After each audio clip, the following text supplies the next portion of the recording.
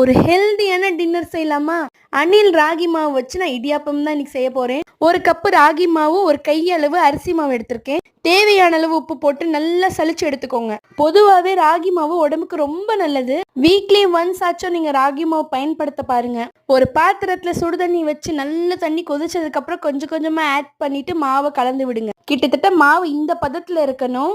எங்க ஊர்ல இடியாப்பத்தை நாங்க சந்தகம்னு சொல்லுவோம். சந்தக மரம் என்று உடஞ்சு போச்சுங்க. ஸோ அதனால ஸ்டீல்ல தான் யூஸ் பண்ண போறேன்.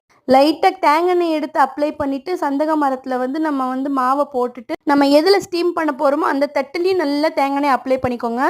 அப்ளை பண்ணதுக்கு அப்புறம் மெதுவா நம்ம சந்தக மரத்தை நெரிச்சு விடலாம்.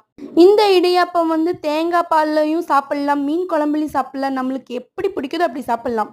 சந்தகத்தை நெரிச்சதுக்கு அப்புறம் நம்ம ஸ்டீம் பண்ணி எடுத்துக்கலாம். நல்லா வெந்ததுக்கு அப்புறம் உங்களுக்கு பிடிச்ச சைட் டிஷ்ஷோட சாப்பிட்டு என்ஜாய் பண்ணுங்க. வீடியோ பிடிச்சிருந்தா ஃபஹிமாஸ் டைரிக்கு சப்ஸ்கிரைப் பண்ணிக்கோங்க. மறக்காம